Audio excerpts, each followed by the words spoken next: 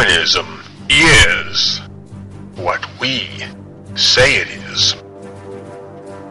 And we say that feminism is the problem.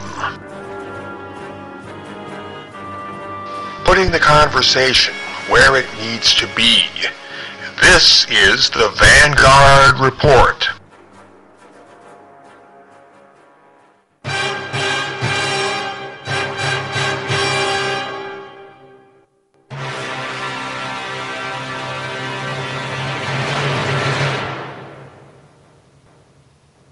Greetings, fellow workers in the vineyard. Welcome to episode number 12 of the Vanguard Report, the weekly radio show where we talk about feminism from a perspective that you don't normally hear, a non-feminist perspective. Wow, think of that. Feminism is damn near all we talk about on this program. This is not a platform for the so-called men's rights movement. It is a platform for the let the oil out of feminism's crankcase movement. Oh, don't get me wrong, we do care about men's issues, but I admit we don't care. But we do care, you know what I mean? It's called emotional honesty, and I think you might find it refreshing. As always, I am your host, Fidelbogen, and with me is my fellow host, Nick Redding, a man of Canada, a true son of the Alberta Prairie, and counter-feminist commissar for the city of Edmonton.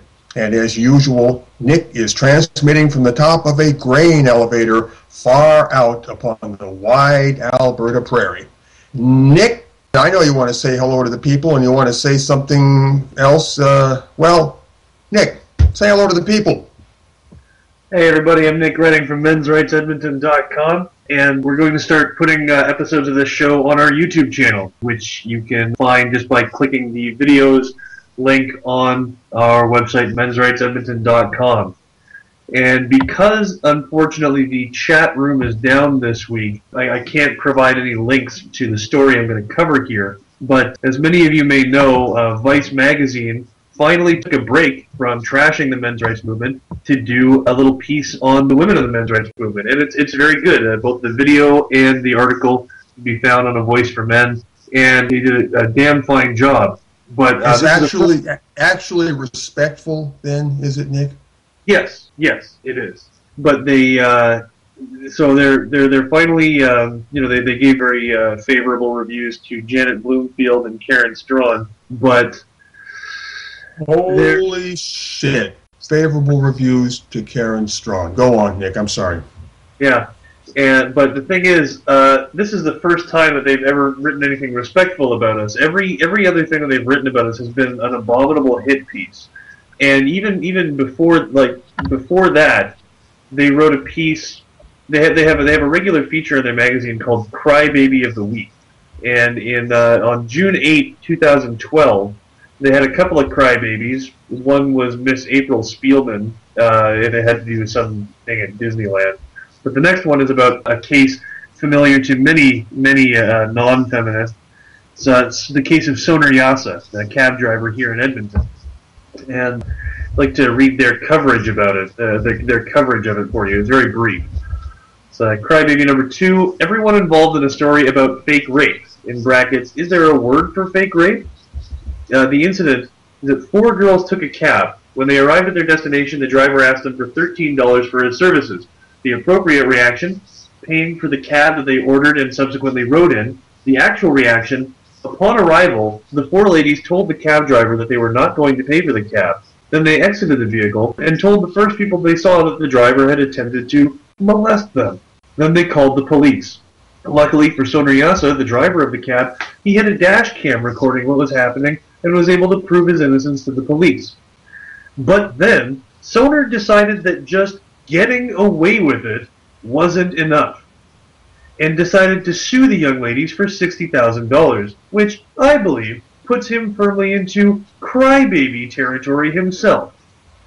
Obviously, accusing someone of a rape they didn't commit is a very, very, very shitty thing to do, but you can't sue people for what might have happened. Or, I mean, you can. I know this because he's doing it right now, but you shouldn't. I would beg to differ with the shouldn't. I'm surprised he didn't sue them for $150,000. I mean, if he could get away with it. So, unfortunately, I can't provide a link to this story at the moment, but you can, if you just Google Soner Yasa, S-O-N-E-R space Y-A-S-A, and then the word Vice, it'll come up with the crybaby of the week. This publication, what I think they're doing is they're trying to distance themselves. I think they're realizing that their critical attitude towards the men's rights movement and articles like this are just abysmal. And maybe they sense that the tide is turning. Yeah, and they're doing exactly what I've predicted on this program before. Is they're trying to say nice things and do nice things and behave decently without admitting the shitty way that they acted in the past. Well, we intend to remind them of that now, don't we? Yes. People cannot just be allowed to simply drop their bullshit behavior or their bogus criticisms and turn around and go, "Oh, we were, oh, that was nothing. You guys are awesome." They have to be held accountable until they publicly apologize. That's it. We will encourage them to say they're sorry. Yes. Folks, this story of Soner Yasa is just one of many. Stories like this happen all the time. They're not rare. They're not uncommon. These young women were not afraid to go through the legal proceedings and go to the police and all of that traumatic stuff that the feminists keep talking about. Clearly, it was a walk in the park to them. They thought nothing of it. Mm-hmm. Anyway, let's move right along with the show here. I would like to discuss something which has weighed upon my mind most grievously of late. I trust that you are all familiar with the trendy feminist expression, "You don't really care about men, you just want to attack feminism." Yeah, they're all saying this nowadays, and they appear to think it is some kind of devastating moral argument against all of us uppity non-feminist people who dare to speak unkindly of feminism. To me, it sounds like pretty weak stuff, almost like saying you don't really care about the house, you just want to fight the fire. All right, so when they say this, what are they really doing? What are they really up to? What precisely is their game? Well, it's simple. They're trying to pull the spotlight off feminism. They're trying to steer the conversation away from feminism's crimes. They are trying to get feminism off the hook.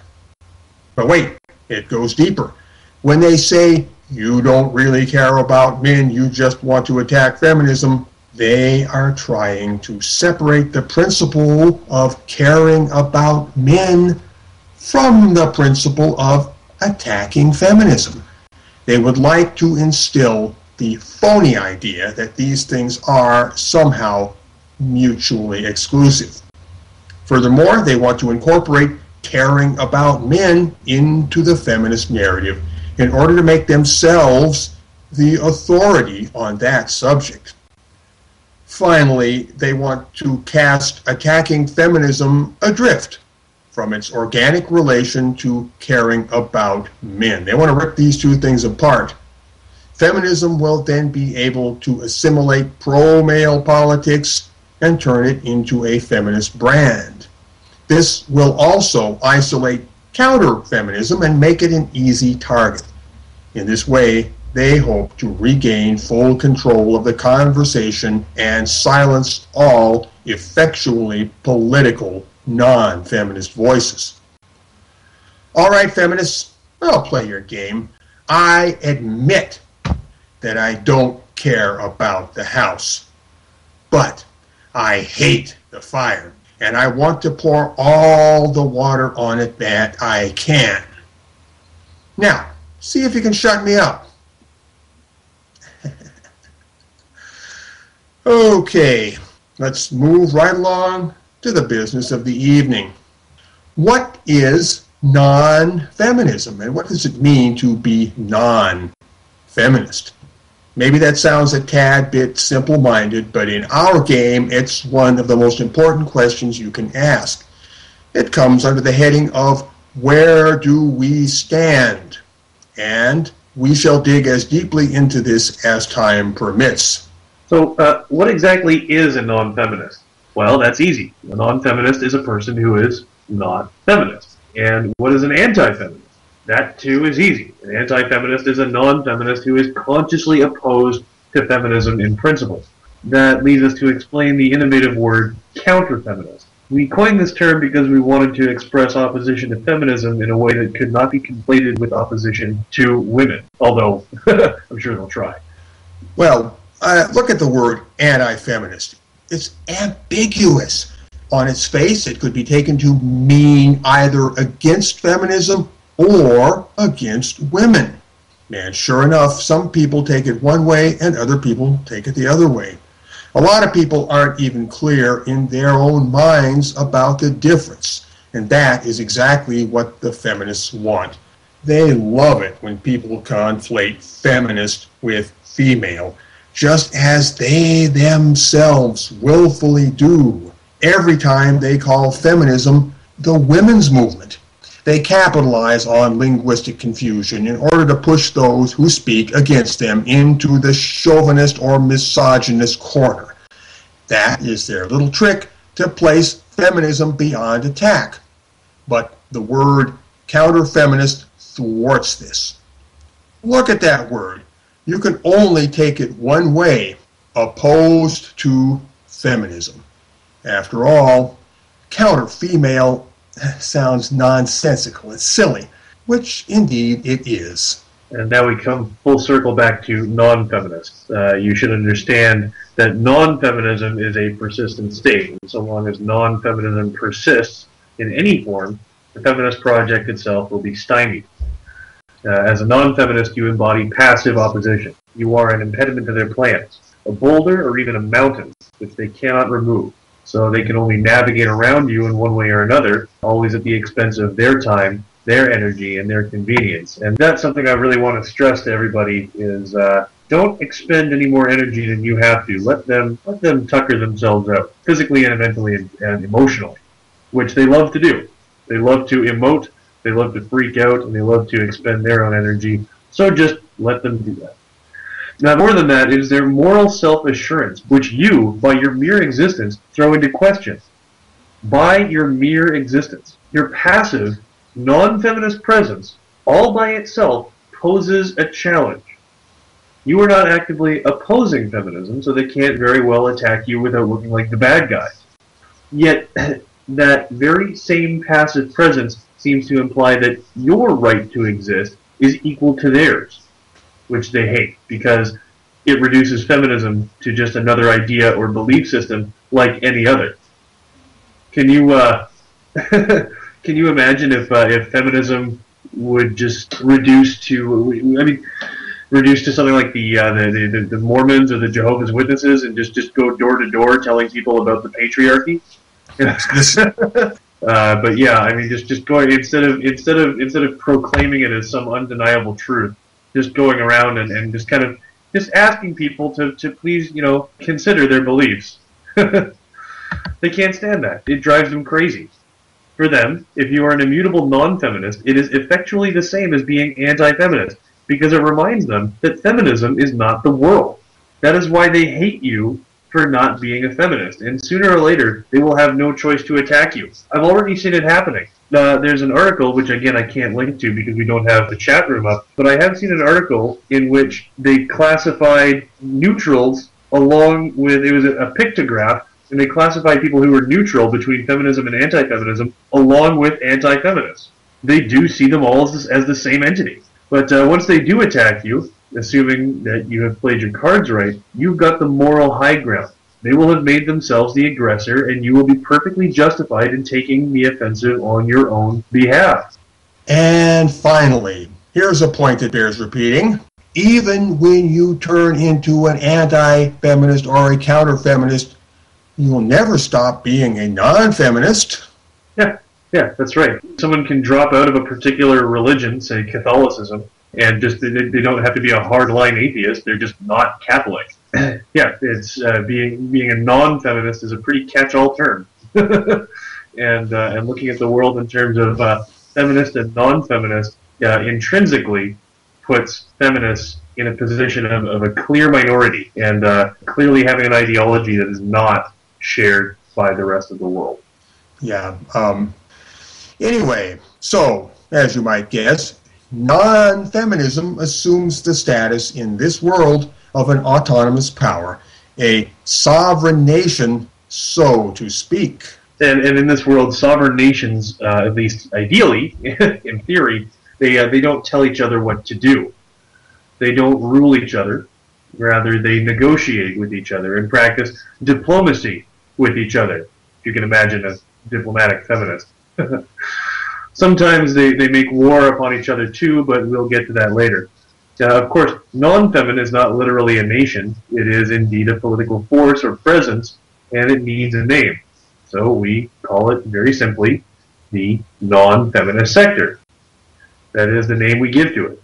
Pretty easy for starters, although be advised it does spiral into greater complexities, but one step at a time. Hey, so what precisely is the non-feminist sector? In a nutshell, the non-feminist sector is all forces, factors, and things which compose the universe exclusive of feminism. It's a mighty broad field, like a prairie that stretches for a zillion miles. But then, compared to feminism, the rest of the universe is vast. That's the whole point. The task now confronting us is to survey the frontier which separates feminism from non-feminism and set up markers. This will involve diplomatic conversations between feminism and the rest of the world. In a word, negotiation. And let me tell you, negotiation with anything not feminist is a foreign concept to nearly all feminists. Well, come on, Fidelbogen. I mean, I'm sure Big Red, demonstrated some pretty good diplomatic skills. Yeah. But yeah, for feminists to have to behave diplomatically will entail, how shall I put it, a certain loss of privilege on their part. It will involve an equitable striving for, let us say, equality, although people should know that both Fidelbogen and I have qualms with that term, but let's just call it equality for now, with the entire non-feminist sector. It will demand a flexible, accommodating attitude and an ability to suck up good advice, which is sometimes rudely proffered. All of this will be a game changer, and for nearly all feminists, an occasion for growing pains. Oh, they will. They will learn to be diplomatic.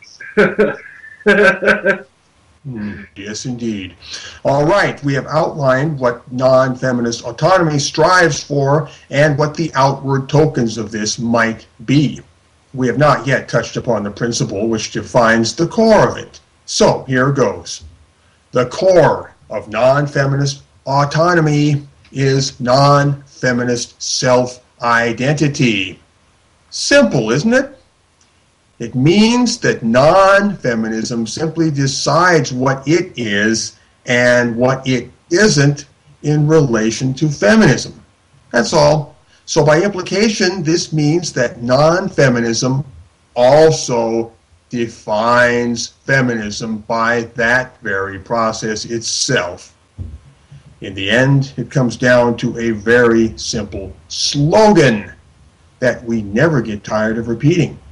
You've heard it before, and you'll hear it again. Nick, my memory is fuzzy, so help me with this. What is that slogan about feminism which we never get tired of repeating? Feminism is what we say it is? Ah, yes, thank you, Nick. I have no idea what I would do if you weren't here to jog my memory. Feminism is what we say it is. Hey, you know what? I think it's time for a music break. I think we're just about to the halfway mark in the program, so it's time for a music break. Here we go. 6, 5, 4, 3.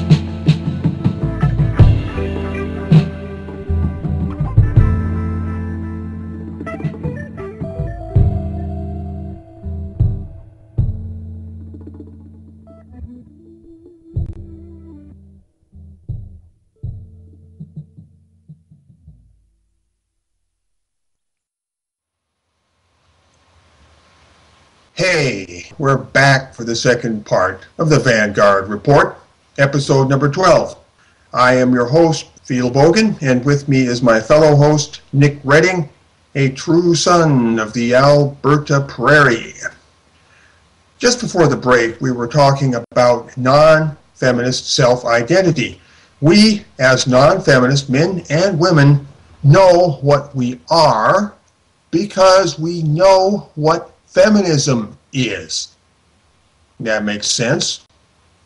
We're non-feminist. We must have some idea about what feminism is in order to take our own measure as non-feminist. After all, we are firmly not feminist, and we must have a pretty firm idea what feminism is, right? So, in essence, we define feminism. Yes, we define feminism. Not the dictionary, us. We define feminism. Feminism does not define feminism. We do. In other words, and Nick, help me out again. What was that famous slogan that we love so much? Feminism is what we say it is. Yes, thank you, Nick. Feminism is what we say it is, not what feminism says it is.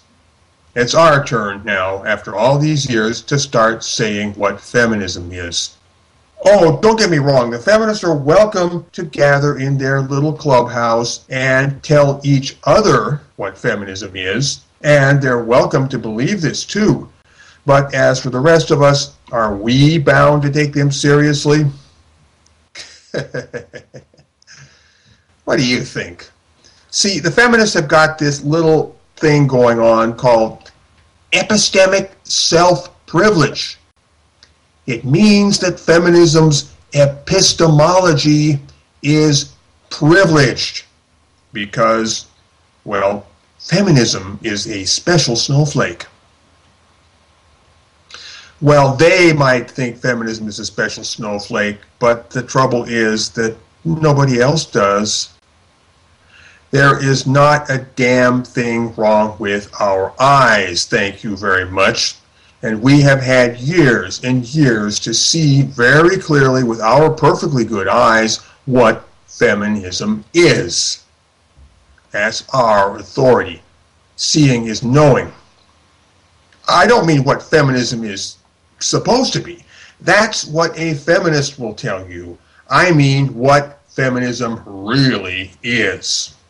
One more time, feminism is what we say it is. I mean, why should it not be?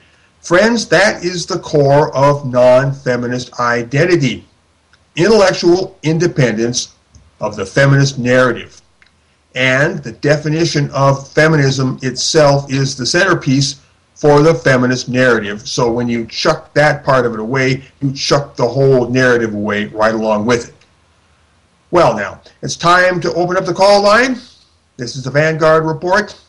The number to call is 214-666-6148. Dial that number, folks, and tell us what's on your mind. Once again, the number is 214-666-6148. All right. Intellectual independence from the feminist narrative begins and ends with the normative non-feminist definition of feminism. That's our normative definition, the non-feminist definition of feminism. It's not the feminist definition, okay?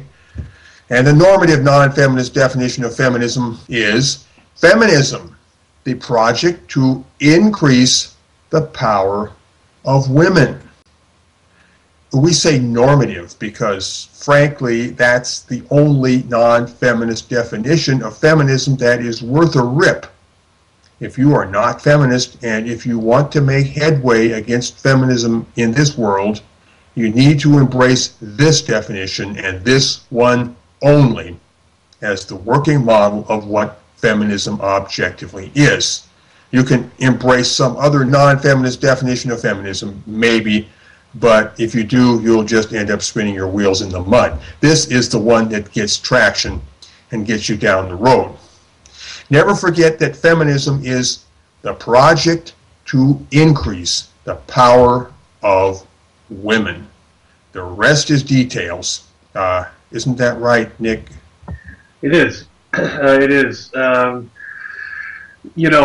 Whenever I take this this definition of feminism to pro-feminist people, whether they be feminist or feminist allies or whatever, they don't disagree with it. They do not disagree with that assessment of feminism, that it is the project to increase the power of women. But the thing is that what automatically comes next is their assumption that it's justified because women haven't got enough power.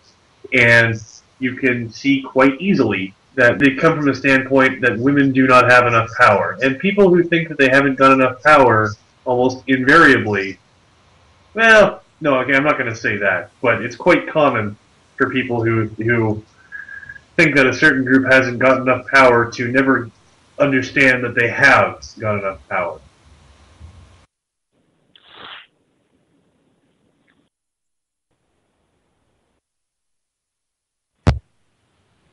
And we're back. Okay, folks, we are back on the air. Unfortunately, we had a technical issue there, trying to transfer something. It happens from time to time. Hello, I'm back. Wonderful, wonderful. And Iron John, are you here? Yes, I am. Can you guys hear me? We can hear you just fine. Okay, folks, we are back. So I will let you guys continue on. Hey, John, what's on your mind? Well, I was listening before you guys were offering people the opportunity to say what they thought feminism was, or at least encouraging them to do so. And I had an example from real life, which I thought might explain what feminism is and how it relates to non-feminism that I'd like to share this evening. So certainly. Thank you. Feminism is snake oil. Well, that sounds like a it's pretty snake good oil assessment. because yes, and here's how it works. The snake oil salesperson offers a solution. They offer a solution to a health problem that does not exist, that people do not have, with a product that does not work, and ends up robbing people of their hope, their future, and most of all, their money, the resources they could have used to find a solution that does work. Does that sound familiar? It sounds familiar to many tragical situations in life, yes. Yes. So what the feminists do is they say there's a problem. You people all have a problem. It's called the patriarchy. We have a solution. It's called feminism. The solution doesn't work. And it ends up costing people a lot of time, money, and hope.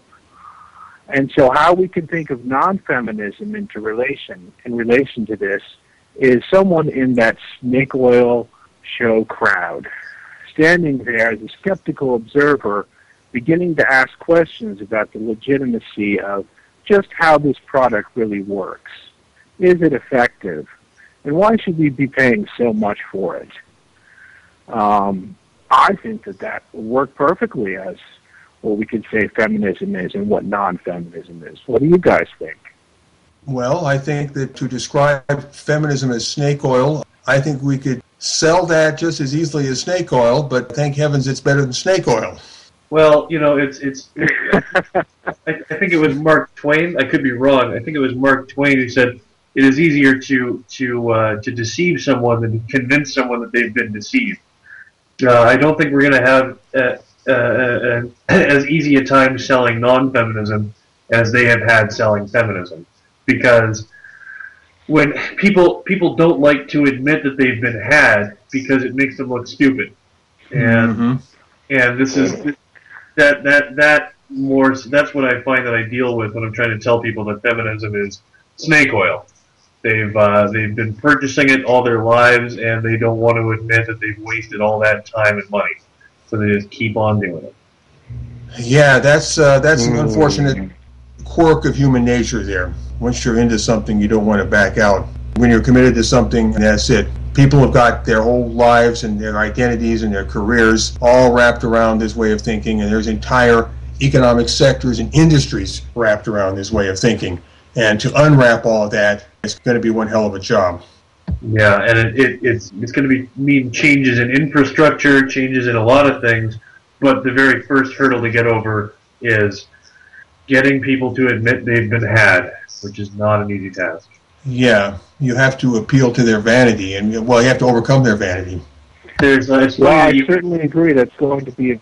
It's funny. You're not the first person to come to me.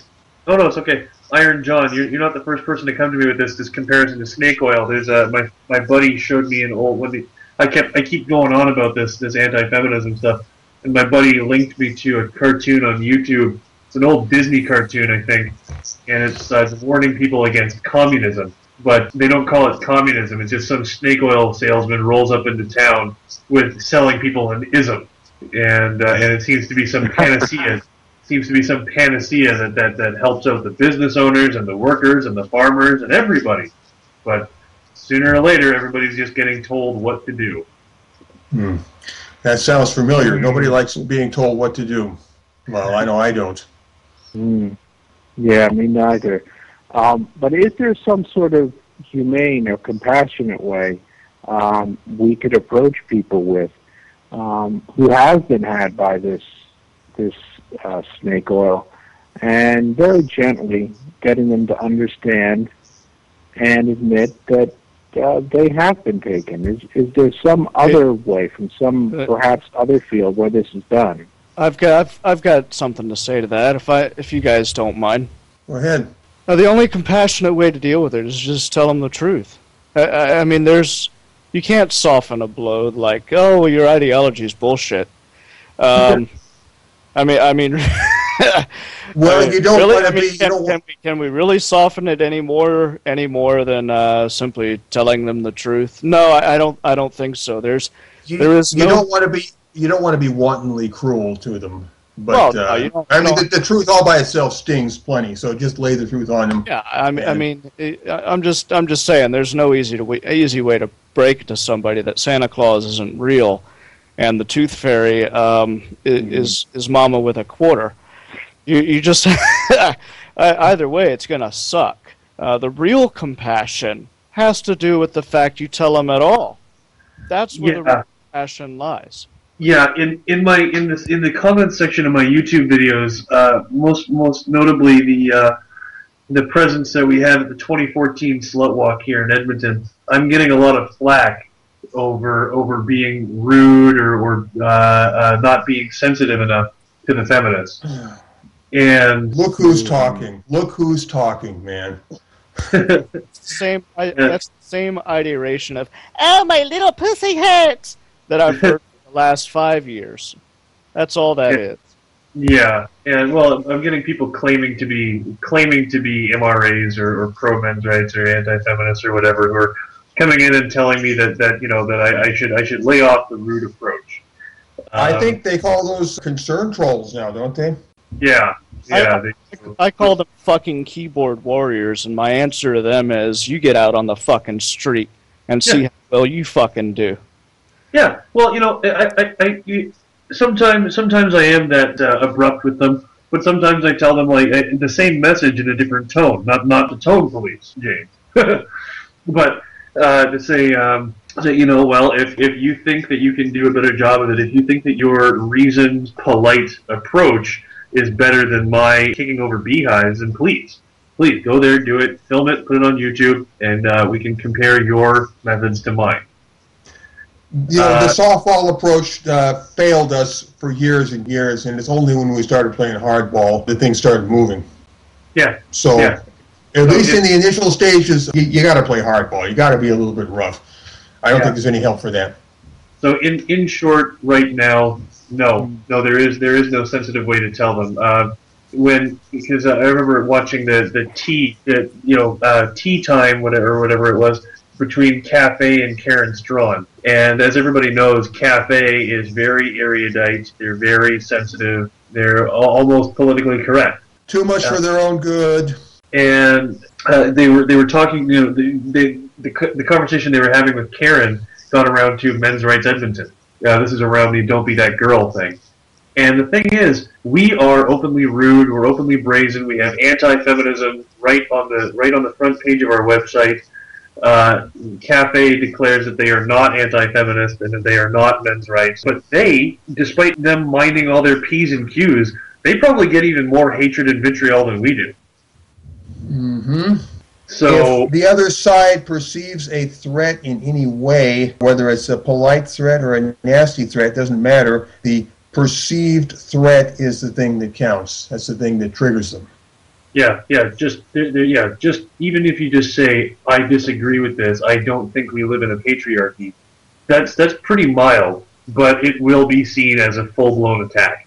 The reaction will be disproportionate, grossly disproportionate. So right now, I wish there was a way. I wish there was a way to kindly and gently take them aside and explain it to them. But there are some people you can do that with, and you just got to know who you're dealing with. Some people you can be kind of gentle with them. Other people you can't, and other people don't even bother. I mean, wait for them to finally get the message when it's all collapsing around their ears.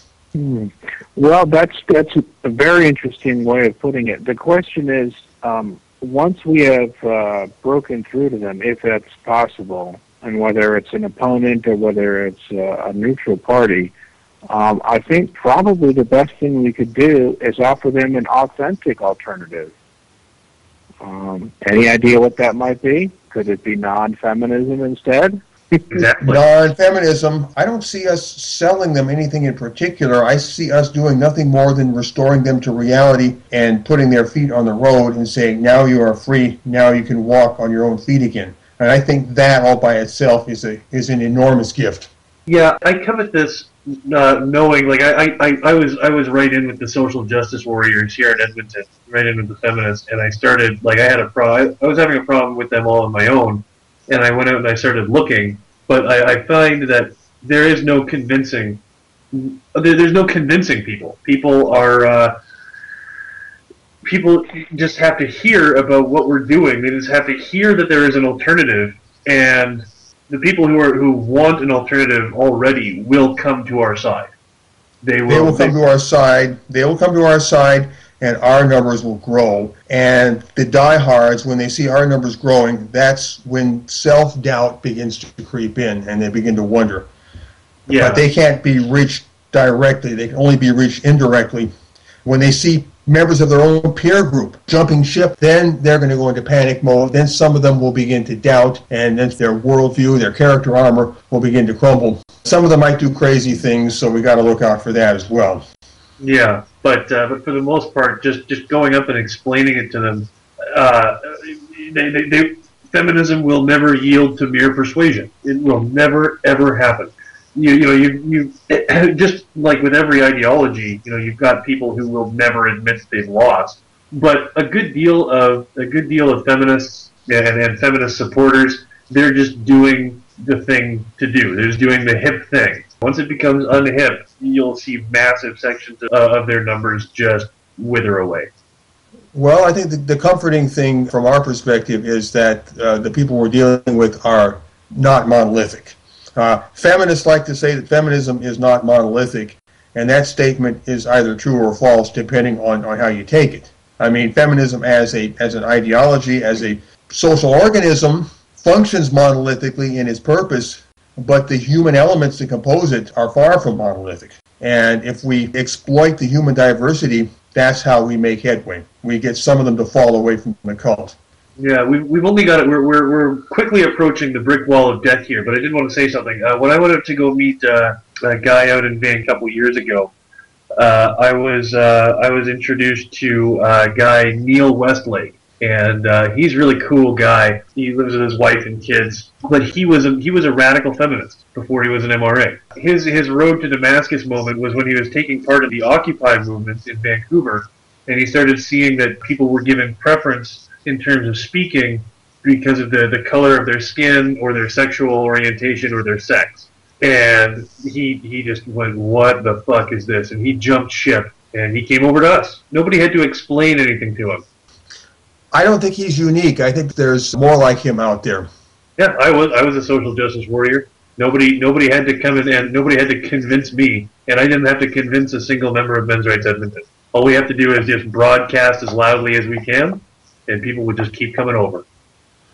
Well, all right, Nick, you mentioned the brick wall of death, and we're getting there. Well, we're closer than I thought we were. Folks, it's really close. So I'm going to say come to cfproject.blog.com, read the Poison Manifesto, and then go to mensrightsedmonton.com and see the Men's Rights Edmonton website. And we got about 1 minute left before the brick wall of death, so we're going to have to wind it down here. Everybody has been great. This has been Vanguard Report, episode number 12. Next week, it'll be episode number 13. And we hope to see you all again 7 days from today. See you next week, folks. Bye. Ciao.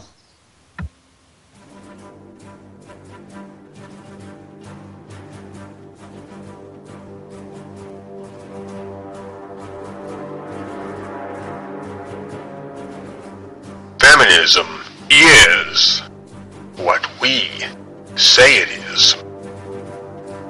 And we say that feminism is the problem. Putting the conversation where it needs to be. This is the Vanguard Report.